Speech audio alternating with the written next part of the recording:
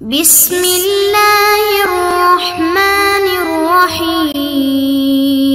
السلام علیکم معزز طلبہ کرام، آپ سب کیسے ہیں؟ آج ہم تفسیر بیضاوی کے سبق نمبر 40 کو پڑھیں گے۔ آج کے ہمارے سبق کا عنوان ہے دین پر کلام۔ آج کے ہمارے سبق کی عبارت وَيَوْمُ الدِّينِ يَوْمُ الْجَزَاءِ سے شروع ہوتی ہے۔ آئیے سب سے پہلے آج کے سبق کی عبارت پڑھتے ہیں، اس کا ترجمہ کرنے کے بعد پھر اس کی وضاحت کی طرف بڑھیں گے۔ مصنف علیہ رحمہ لکھتے ہیں وَيَوْمُ الدِّينِ يَوْمُ الْجَزَاءِ، اور یوم دین یوم جزا ہے۔ وَمِنْهُ كَمَا تَدِينُ تُدَانُ، اور اسی قبیل سے مثال مشہور ہے کہ جیسا کرو گے ویسا بھرو گے۔ وَبَيْتُ الْحَمَاسَةِ، اور حماسہ کا شعر بھی ہے وَلَمْ يَبْقَ سِوَى الْعُدْوَانِ دِنَّاهُمْ كَمَا دَانُوا، اور دشمنی کے سوا کچھ باقی نہ رہا، ہم نے ان کو بدلہ دیا جیسا کہ انہوں نے بدلہ دیا۔ جی طلبہ کرام، یہ تھی ہمارے آج کے سبق کی عبارت اور اس کا ترجمہ۔ اب آئیے اس کی وضاحت کی طرف بڑھتے ہیں۔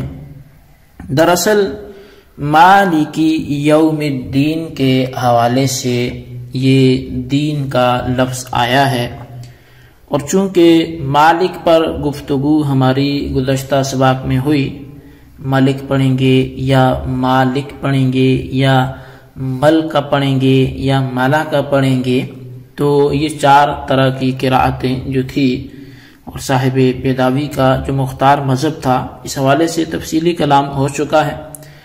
تو مالکی یوم الدین، دین کے دن کا مالک۔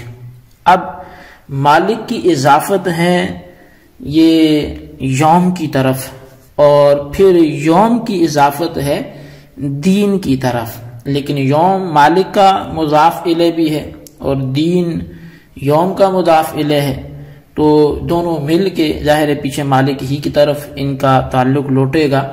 تو مالک یوم الدین سے، یہاں پہ یوم الدین سے مالک کے مضاف الیہ کے بارے میں مصنف بحث کرنا چاہتے ہیں۔ ان میں پہلا جز چونکہ یوم ہے، یوم کے تین استعمال ہیں، ایک ہے لغوی استعمال، دوسرا ہے عرفی استعمال، اور تیسرا ہے شرعی استعمال۔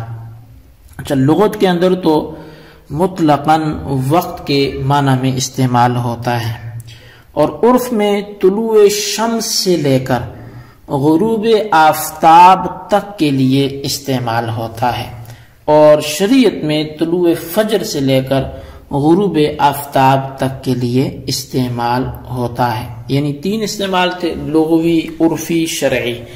تو لغوی تو مطلق وقت کو جب بھی یوم بولیں گے اس سے مراد کوئی بھی وقت ہو سکتا ہے، اور شرعی عرفی جو ہے وہ سورج سے اس کا تعلق ہے، سورج نکلے گا تو دن شروع ہوگا، سورج غروب ہوگا تو دن ختم ہو جائے گا، اور شرعی جو ہے وہ طلوع فجر سے اعتبار ہوگا، یعنی جو روزہ رکھنے کا دورانیہ سمجھیں وہ دن ہے۔ لیکن یہاں پر جو مراد ہے یوم سے وہ کیا ہے؟ ان تینوں معنوں میں سے لغوی ہے، عرفی ہے، شرعی ہے، کون سا معنی ہے؟ تو یہاں مطلق وقت مراد ہے، یعنی کہ یہ لغوی معنی یہاں پہ مراد ہے، عرفی یا شرعی معنی یہاں مراد نہیں ہے، کیونکہ ان دونوں میں طلوع و غروب شمس کا مفہوم موجود ہے۔ یعنی یہ جو عرفی استعمال ہے یہ شرعی ہے، ان دونوں میں طلوع و غروب شمس کا مفہوم موجود ہے، اور یوم دین وہ مقام ہے کہ جہاں پر اس کا ذکر ہی نہیں ہے، تو اس لیے یہاں پر مطلق وقت مراد ہوگا، وہ عرفی یا شرعی معنی یہاں پہ مراد نہیں ہوگا۔ اچھا، اب دین کے تین معنی ہیں، جیسے یوم کے حوالے سے تین معنی تھے، تو ایسے ہی یوم الدین میں جو مضاف الیہ دین ہے اس کے بھی تین معنی آتے ہیں۔ اول معنی جزا کے ہیں، مطلق جزا کو جو دین بولیں گے، اور دوسرا اس کا معنی شریعت کے ہیں کہ شریعت دین، جیسے ہمارے ہاں عرف میں عموماً یہ معنی سمجھا جاتا ہے، اور تیسرا جو معنی ہے وہ ہے طاعت کے، فرما برداری کے، نیکی کے۔ اول معنی کے اعتبار سے دین اور جزا میں فرق یہ ہوگا کہ دین اس کو کہتے ہیں جو اپنے بدل کے مساوی ہو، اور یعنی چونکہ اول کا معنی جزا تھا نا، تو اب پھر دین اس کو کہتے ہیں جو اپنے بدل کے، جو برابرے میں جس کے بدلے میں چیز دی جا رہی ہے مساوی ہو، اور جزا عام ہے مساوی ہو یا کم و بیش ہو۔ اسی معنی کے اندر ایک مثل بھی مشہور ہے، کما تدینو تدان۔ تو اس مثل میں جو ہے وہ دوسرا معنی یعنی جو تدانو ہے یہ بدلہ لینے کے معنی میں ہے، اور تدینو محض مشاکلتاً استعمال ہوا ہے، معنی ہوں گے جیسا کرو گے ویسا بھرو گے۔ تو چونکہ کما تدین و تدان یہ دونوں بھی دین سے یہ الفاظ ہیں، تو ان کے معنی سے ہم اپنی بات کو اچھی طرح سے سمجھ سکتے ہیں۔ اسی طرح مصنف علیہ رحمہ نے کتاب میں حماسہ کا ایک شعر بھی تحریر کیا ہے، اور وہاں پر بھی اسی معنی میں یہ لفظ استعمال ہوا ہے، جس کے حوالے سے مصنف علیہ رحمہ نے اشارہ کیا ہے۔ وہ ایک مصرع ہے، اور پورا شعر جو ہے فلما صرح الشر وامسى وهو عريان ولم يبقى سوى العدوان دناهم كما دانوا۔ اس شعر کے معنی یہ ہے کہ جب برائی کو پورے طور پر اس نے ظاہر کر دیا، تو یعنی فلما صرح الشر، جب اس نے برائی کو پوری طور پر ظاہر کر دیا، اور سوائے ظلم پر صبر کرنے کے اور کوئی مرحلہ باقی نہ رہا، تو ہم نے بھی ان کو ایسا ہی بدلہ دیا جس طرح کہ انہوں نے ہمارے ساتھ کیا۔ تو یہاں پر جو محل استشہاد الفاظ ہیں وہ ہیں کہ دن ناہم کما دانو۔ اب دیکھیں اس موقع پر دین کا لفظ جزا کے معنی میں استعمال ہوا ہے۔ جب لفظ دین کو جزا کے معنی میں مانا جائے تو ترجمہ یہ ہوگا یوم جزا کا مالک، اور یعنی کہ مالک یوم دین میں عموماً آپ دیکھتے بھی ہوں گے کئی جگہ ترجمہ لکھو تو یوم جزا کا مالک۔ تو اب یوم جزا کا مالک، جزا معنی کس کے کیا؟ وہ دین کا کیا ہے، اور بعض لوگوں نے دین کو شریعت کے معنی میں لیا ہے، یعنی ویسے تو اس کے تین استعمالات میں شریعت تھا بھی، لیکن یہاں کی بات ہو رہی ہے کہ اس مقام پر بھی بعض لوگوں نے اس کو شریعت کے معنی میں لیا ہے۔